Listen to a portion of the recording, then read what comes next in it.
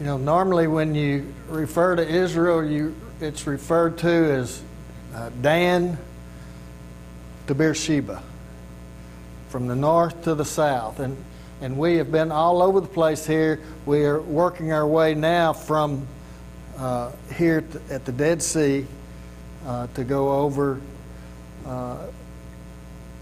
to Tel Arad, which will be here, and we'll look at some ancient sites. Now, when I say ancient sites, probably the youngest, the earliest site that we'll look at tonight will be anywhere from 1000 to 3000 BC. So we're going back some distance in time. Some of the oldest places that we've had an opportunity to visit. It's kind of interesting. This was day 7 for our trip. Am I coming through okay, or?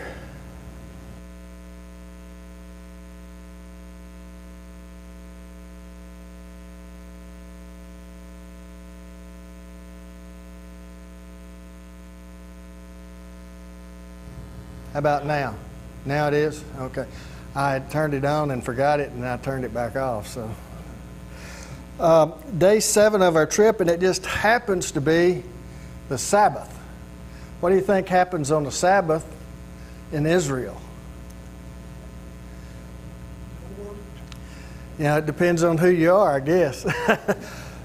There are doors and elevators in the hotel that are for use on the Sabbath.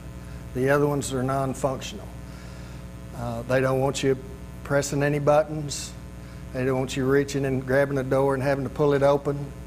Everything is automatic. The elevators there, for most of us, they drive you crazy because how they get around in their elevators, they have one elevator that stops at every floor. You don't mash any buttons, it just stops at every floor. So you've got people getting on and getting off all day long on every floor. So it's a little bit different. The banks are closed. Most stores and businesses, public transportation is shut down. Kosher restaurants are shut down. And again, we have the special doors and elevators to be used. We leave the Dead Sea area and go by close to an area that's referred to as Sodom and Gomorrah. Of course, there's really no way of knowing exactly where it is, because what did God say He was going to do with Sodom and Gomorrah? What was He going to turn it into? Ashes. Yeah, ashes. You know, so anybody that's claiming to be the location of Sodom and Gomorrah and have buildings, they're not keeping up with the Bible. We're going to be heading west into the Judean desert. We're going to see more sheep and goats and camels. 68% of Israel is desert. In this area that we're going to down at the bottom is referred to as Negev, Negev. First stop we're going to have is at Tel Arad. What is it called? Tel. What does Tel mean? It's a hill. It's built. It's layers. It's one group of people building on top. One civilization built on top of another civilization. And of course, there are many pictures that we could go through, but we're gonna we've got it narrowed down to about, I think, 30 some odd pictures tonight. But the main thrust of the lesson tonight is, if you do what God says, things go well.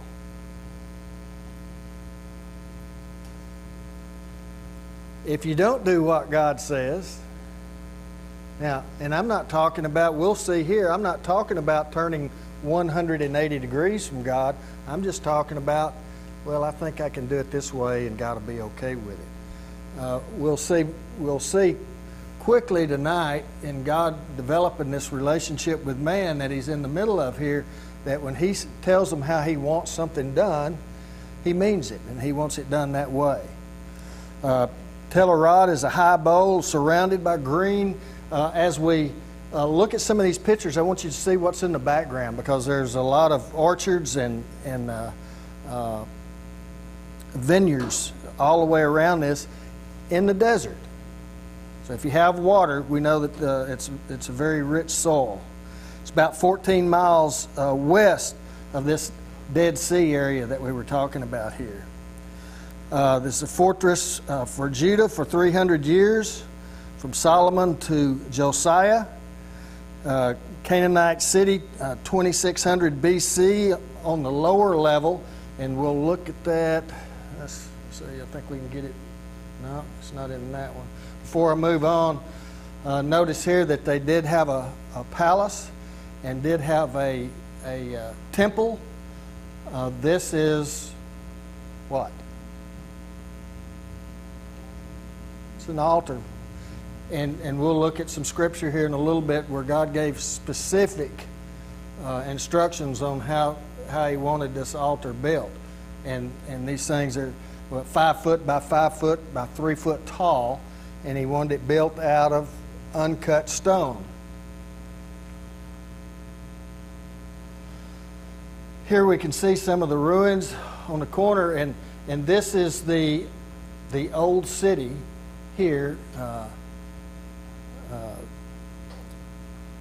Arad, A-R-O-D, and of course this hill was built. It was built up the last time by Israel, and it was a fortress. It was up high enough for a double gate entrance with towers on both sides of the gates, and then this lower part was the city, the living area. Water from the mountains worked its way down this way, and I'll have a picture in a moment that'll show you how they captured water in cisterns at the base of this mound, and then physically carried water up to the cisterns that were on top. So they had water, all the water they needed during their while they were fortified. Turn to Deuteronomy chapter 12. And I'm going to read verses 29, 30, and 31. Deuteronomy chapter 12, verse 29 says, "When the Lord your God cuts off before you the nations whom you go in to disposes, and you dispossess them and dwell in their land, take care that you do not ensnare to follow them after they have been destroyed before you, and that you do not inquire about their gods, saying, how did these nations serve their gods, that I also may do the same? You shall not worship the Lord your God in that way, for every abominable thing that the Lord hates they have done for their gods, for they even burn their sons and their daughters in the fire to their gods." So explicit instructions about when you go in. Actually, we'll read here in a moment, God tells them, go in and destroy everything. Get rid of it all. People and all. Again, you can see part of the old city, and then you can see orchards here, and in the background you can see the white areas. That's the shades that are built over the vineyards, grapes. Numbers chapter 21. Numbers chapter 21. It gets us started. The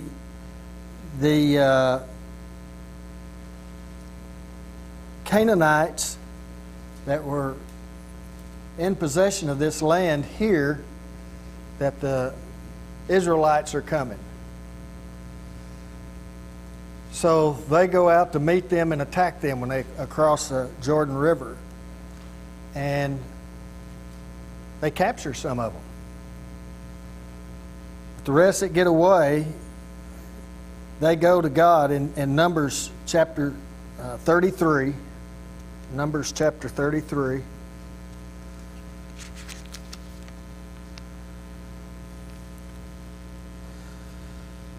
Verse 40 says, the Canaanite, the king of Arad, who lived in Negeb in the land of Canaan, heard at the coming of the people of Israel.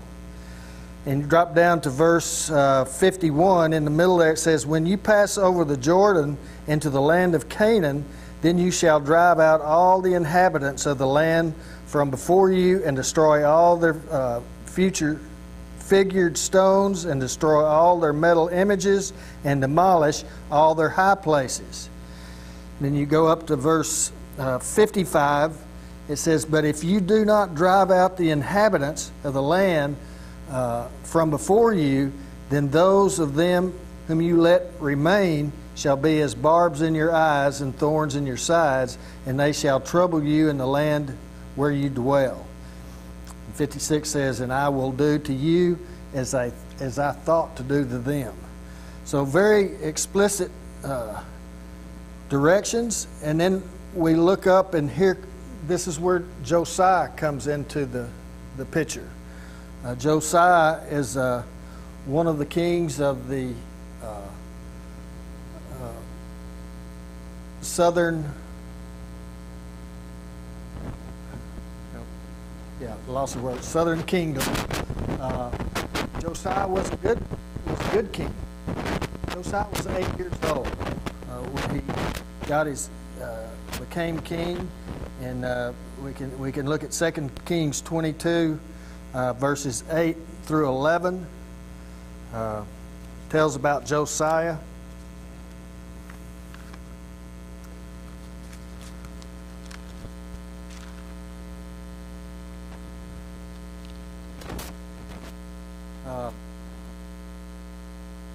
Second Kings 23 verses 1 through 3, and then verse 25.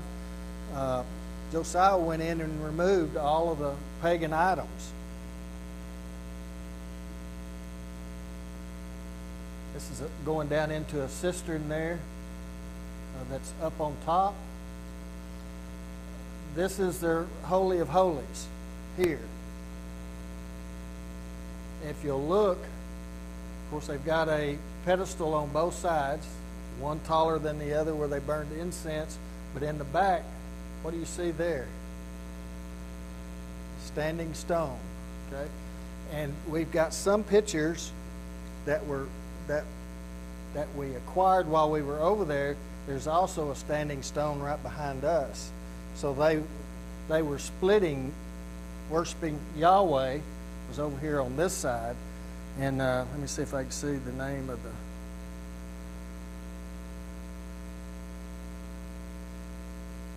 Asherod. I think that's correct. I can't put my eyes on it right now, but yes, Asherah.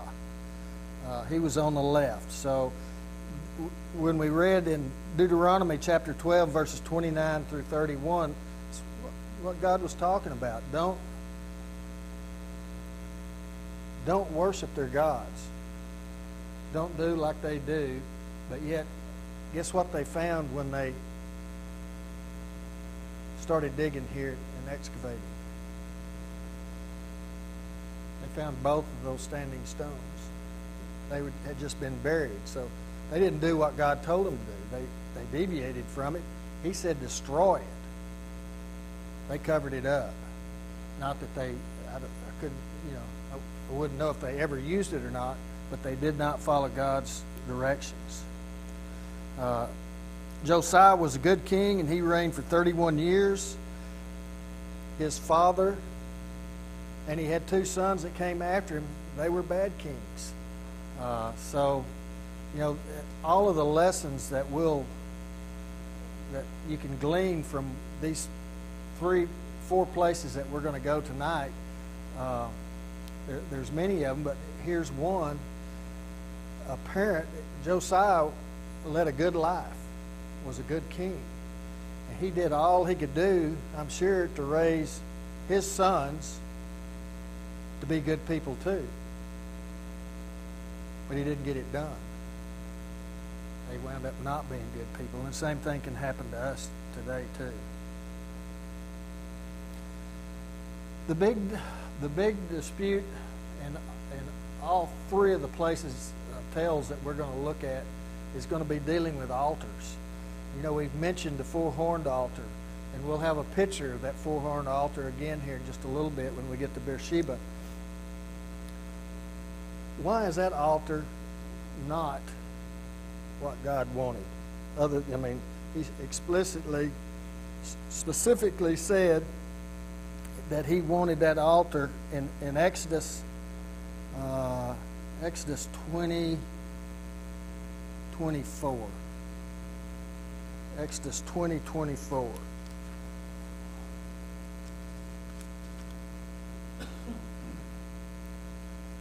In Exodus 20:24, this is a law about altars. It says, "An altar of earth you shall make for me, and sacrifice on it your burnt offerings and your peace offerings, your sheep and your oxen, in every place where I cause my name to be remembered.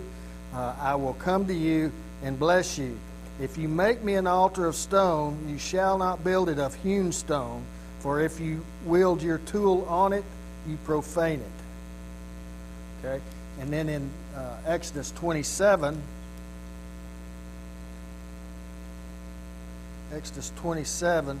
verses 1 through 8, he gives instructions for a bronze altar. What's the difference in the two altars? What is the bronze altar for? What did they use when they were in the wilderness? That four-horned altar. It says, "You shall make your altar of acacia wood, 5 cubits long, 5 cubits broad. The altar shall be square. Its height shall be 3 cubits. And you shall make horns on it on all 4 corners." What were they copying? What was this altar to represent? They have another altar that's made out of precious metal.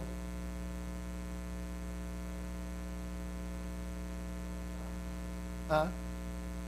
It's a different size.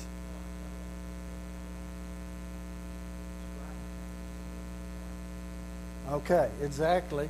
And then what? But they couldn't carry the ark with them for 40 years, could they? So they were given instructions. This is made out of wood. Be lighter, so they could carry it with them anywhere they were. They were able to sacrifice as they were supposed to. But once they crossed the Jordan into Israel, there in Exodus chapter 27, he told them what kind of altar he wanted them to use, and it was different than that. So you had some people that said, "Well, I like that horned altar that we were using while we were in the wilderness, so I'm going to cut some stones and make one that looks like that." Okay? It's an altar. It still meets dimensions that we were given, but it's not exactly what God wanted them to have, was it? They just changed the way they built it. And when we start looking at these things, again, another lesson, it's the same thing with religion today. I know what this says, but I think we can do it this way and God will be just as happy. And we find out he's not just as happy, is he? Tel Arad was destroyed 6 times and rebuilt.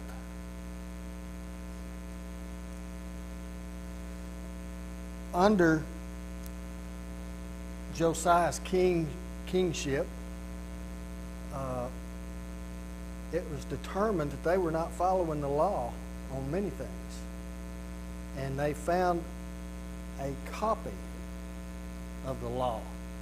Now, we've been talking about this, whether it was found here at Tel Arad or if it was in Jerusalem, but he spent some time with it. And when he found out, here he was, he's still a young man, he puts them back to following the law. He probably did as much or more than anybody for centuries to revive and get the people, God's chosen people, back to doing what God wanted them to do and following the law.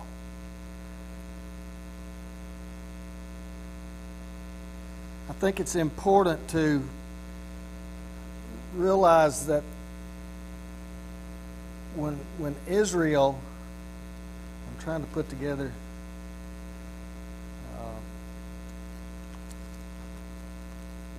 when Israel was being attacked by Arad, evidently they were handling them pretty good because the Jews went to God and prayed they needed help. I'm trying to see where the scripture I'm looking for is.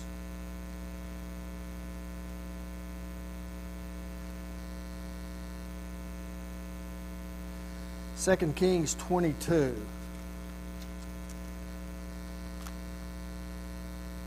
2 Kings chapter 22.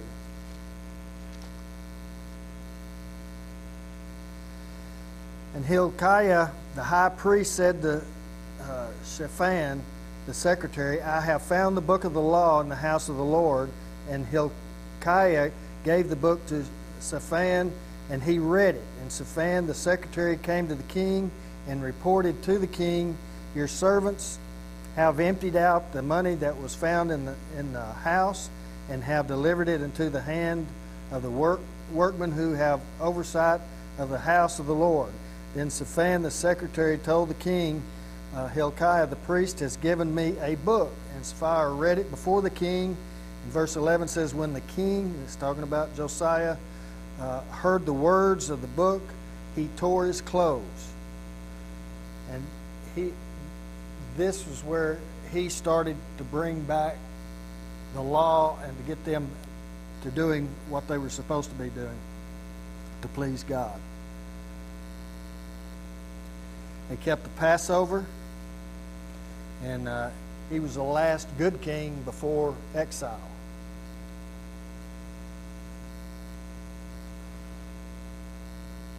This is the aqueduct I was talking about a while ago. This is just out the back, down below the mound where the water came into a cistern that was low, and then the water would be carried up. Out the front, go back, you can see all of the orchards, vineyards in the background with shades over them.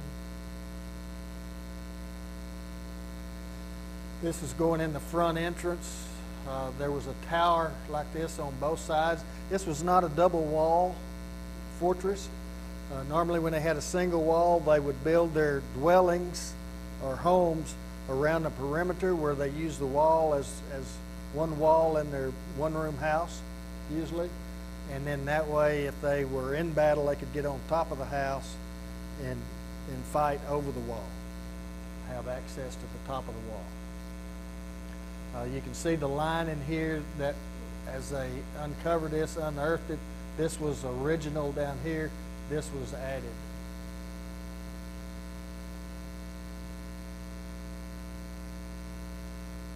We left Tel Arad and headed down the highway not very far, and this is a community of Bedouins. Remember, they were the nomadic people. Hadn't been too many years ago. They said that they literally survived in tents, nomadic, moved. They have started building some structures and a little more permanent, but this is where we started seeing more sheep and goats and shepherds, camels. This is just a village.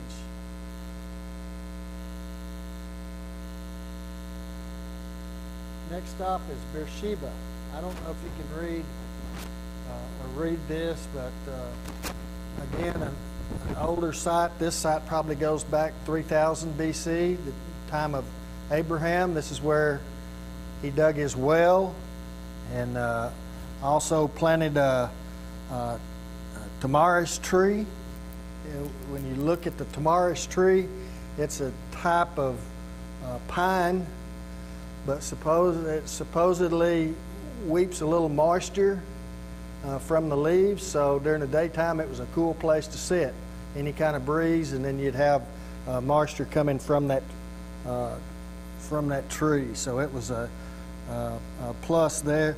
We don't know how many wells that Abraham dug in this area, but it was a very important area. Again, a heavily fortified area. Here's a replica of the four-horned altar that they found there. It was all made out of cut stones.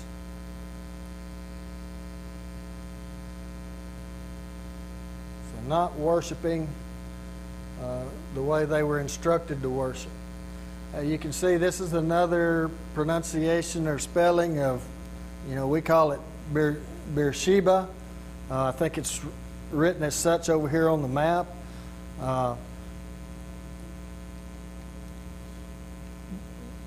Beersheba. When you look at that, trying to see exactly what.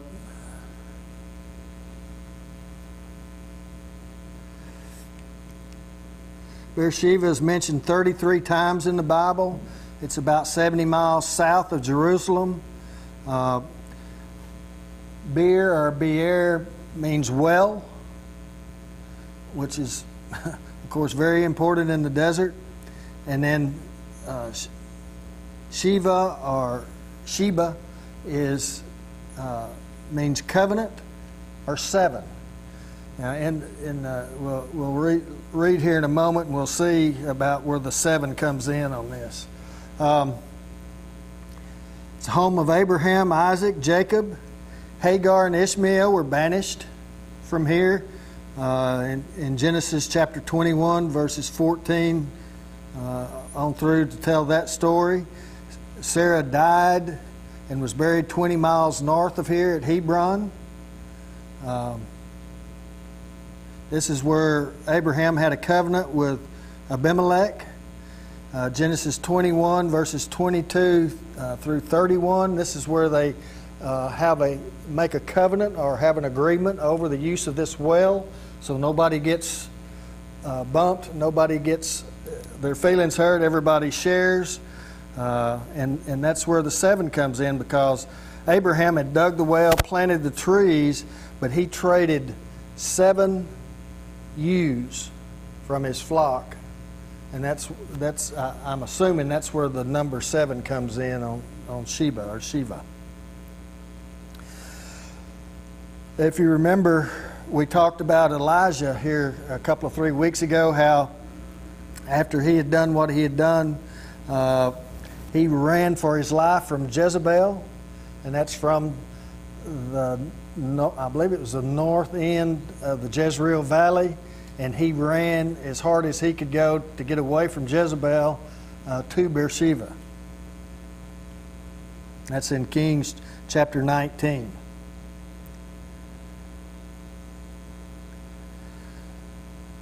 Let's see. Let's go through some pictures here. This is a picture of the well. And this well that they call Abraham's well is just right outside the gate there. And of course it's fixed with troughs where animals can drink, supposedly located where people in the city could use it, but also passerbys could use it.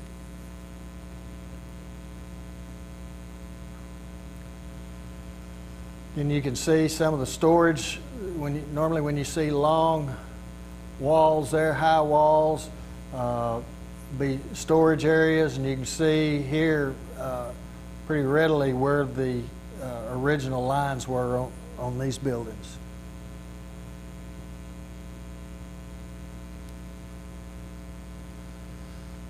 Storage areas.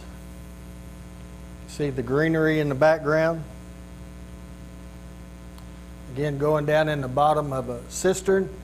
We don't know for sure, but it's very likely that Abraham dug this also, built a cistern for water storage.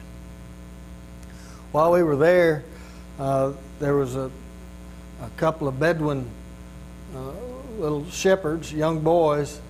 They drove their goats back and forth across this little berm back here several times, waiting on us to get out to go back towards their bus so we could watch them drive their goats around. And they came around behind us, and then they're probably wasn't an area much wider than the aisle out here in between these pews, between the stone wall on the back side of Beersheba and a pretty busy road. And those kids drove those goats between that rock wall and that road without any trouble. I'm certain that they had done that many times before, but nobody got out in the road or anything. They didn't have any problems with them at all. Okay. Our next location is Lachish.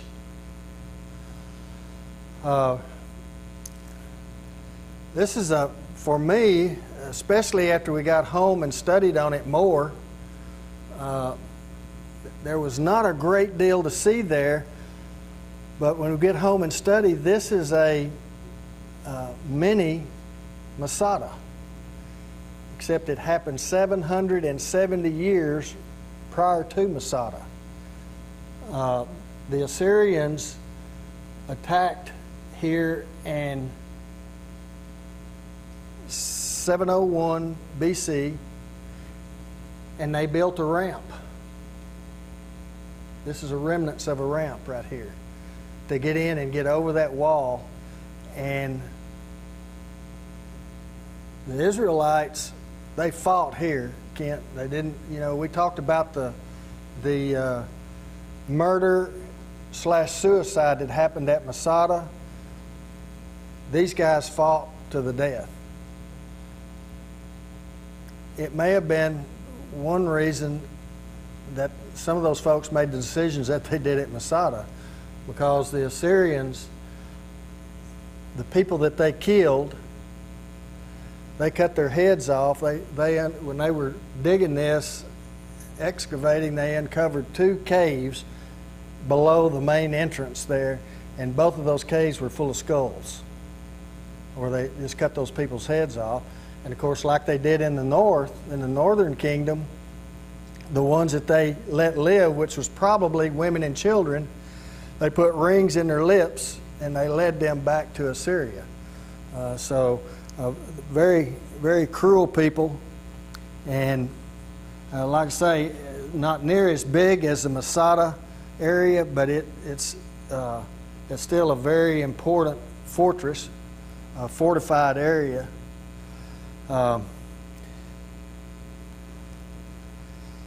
5 levels of civilization was found here at Lachish. It's 25 miles southwest of Jerusalem. It's a Canaanite city of 3000 BC.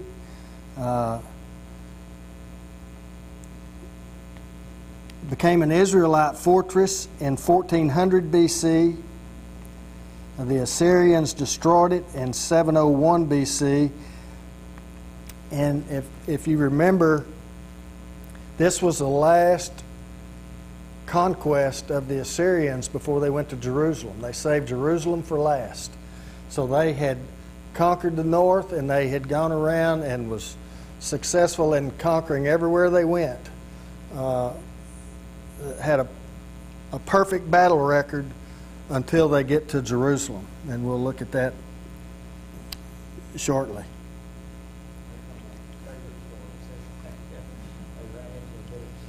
Yeah, they did, and I've been guilty of saying it, and I've heard Marcia say it. Well, the Israelites stood up and defeated them, but no, God defeated them. God gave them, He gave them the power, and of course, what happened is God sent, He sent one angel down, and in the night, that angel killed 180,000 Assyrian soldiers that night. So now the Israelites didn't have a lot to do with that, other than they prayed to God and asked for help, and were faithful evidently in their prayer, because God did answer the prayer. And who knows if the Israelites remembered Lachish when they were preparing at Masada, but it's just very interesting that they parallel each other.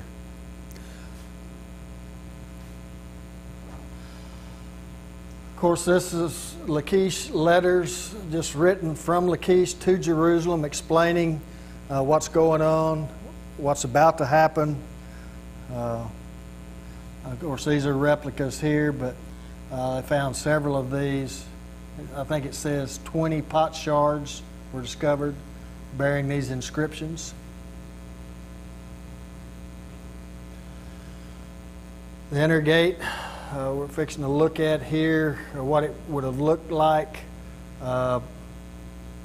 prior to that. And as we got inside, again, we could see the remains down low here. They even had a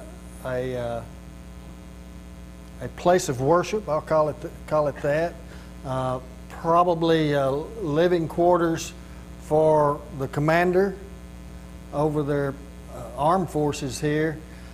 But the Canaanites even had a place of worship here. And when the Israelites took it over in 1400, they made a latrine out of it. I mean, historically, said that they took their worship place and made a latrine out of it.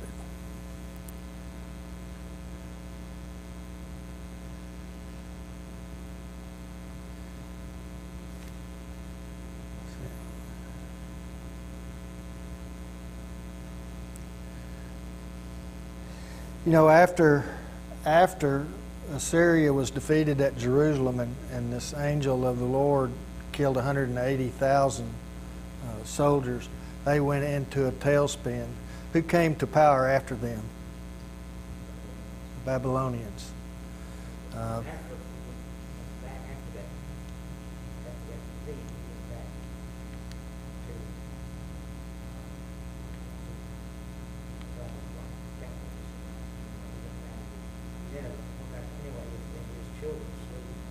Yeah, yeah. Okay. Marsha, I'm rolling. If there's anything that I'm skipping over, I'm having to roll to get out. Countryside is beautiful around this area. You see all of the light patches here.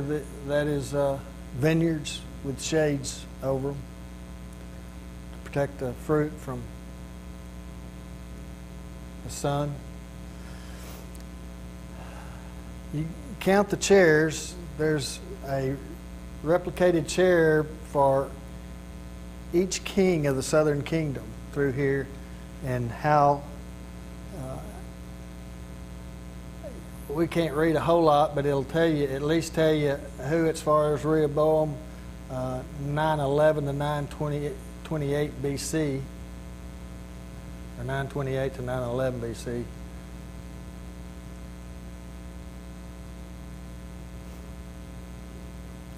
You see, there's one of these out there for each one of them. 20? Give me 20. Of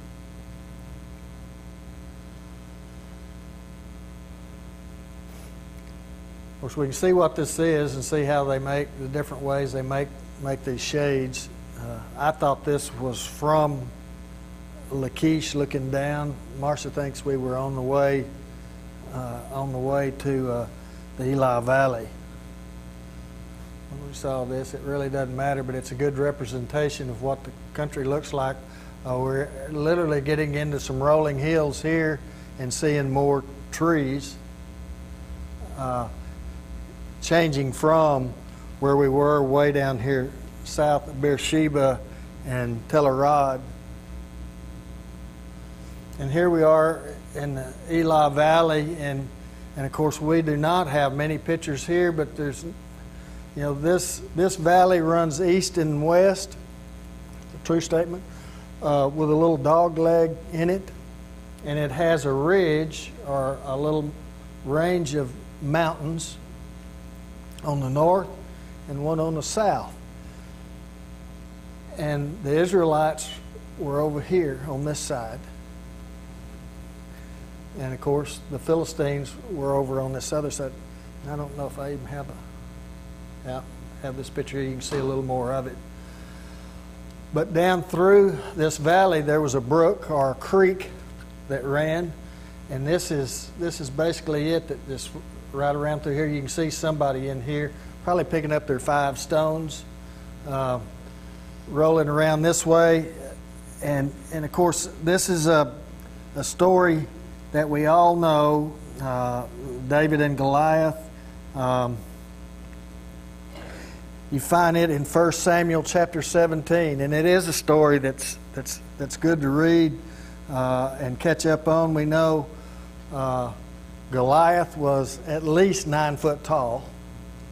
He could have been taller than that, but we know that he was at least 9 foot tall from the inscription that was given of him. And his breastplate, his breast armor, which was layered small pieces of metal, weighed 125 pounds. So he was a big, strong man. He even had a shield bearer. He didn't have to carry his own shield. He had a man that was assigned to him to carry his shield around until he needed it. And then here's David. We don't know how old David is. He's just referred to as a youth. He was probably, I don't know how old you have to be over there during that time to be considered to be a man, but Saul was a big man. It referred to him as being a head tall above everybody, and he gave, if you remember the story, he gave David his armor to wear, and David put it on and didn't like it because he hadn't tested it, which tells me David must have been an older youth and must have been a pretty good sized young man, strong himself, to even think about putting Saul's armor on to use that. This area here, and it may just be me, but I enjoyed it because it is totally undeveloped by Israel. They did put a little pull-off where a car or even our bus, we pulled our bus off the road to get out of traffic, and then you had to walk around this way some, I don't know, 100, 150 yards, something like that, to get over to this area. But it was real quiet. It was agriculture utilized then, and it still is today. It's still just fields with crops. When we were there, it was a wheat field. Let's see.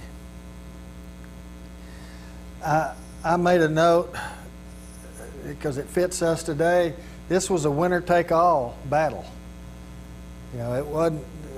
The Israelites were afraid of them. They didn't want to come down. Goliath came down and wanted to challenge the best that they had to offer, and they just really didn't have anybody that was brave enough to take on Goliath. So here comes David. He's just there to visit his brothers, and he hears Goliath down there sending these insults up to God, and he couldn't stand it. And that's why he wanted to go down and fight Goliath. And of course, we all know what happened. But to me, the big deal on this story here, David had a skill.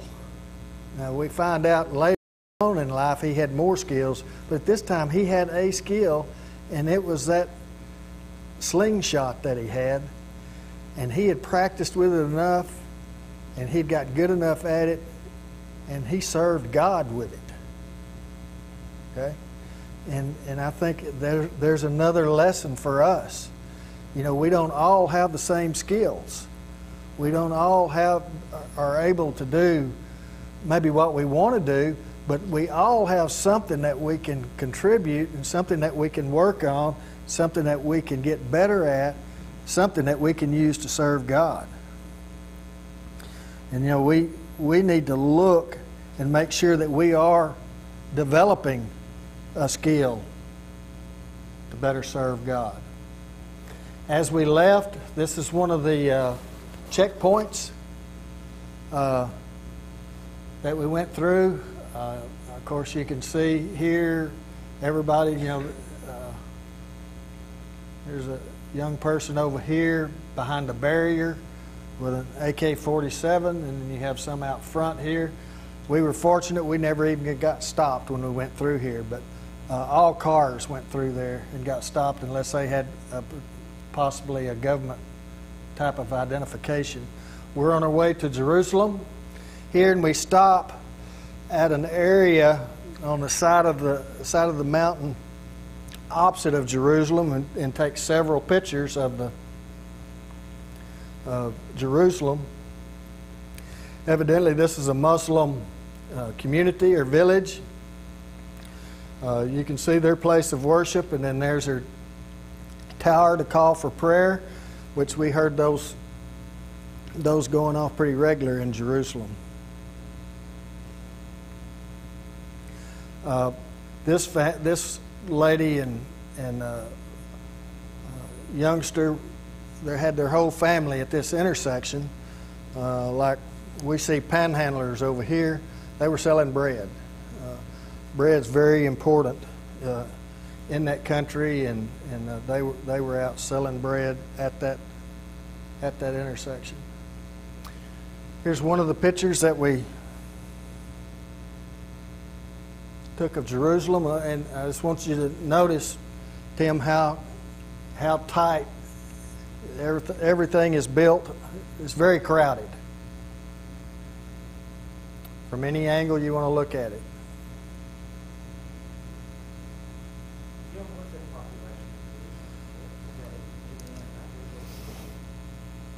Not off the top of my head.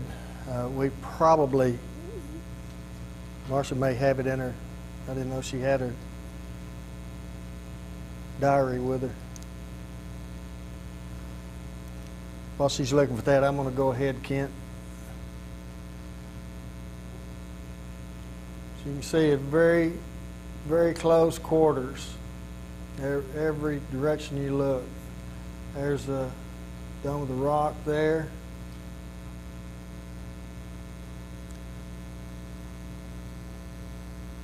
Okay, that's where we got the Herodian.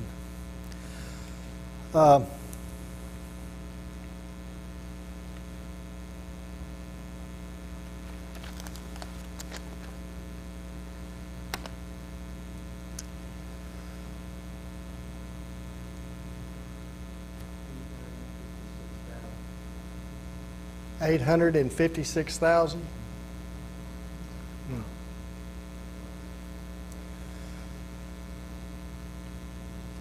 God will use us if we develop a skill. Now, that skill may be, and of course, it needs to be us in the Word.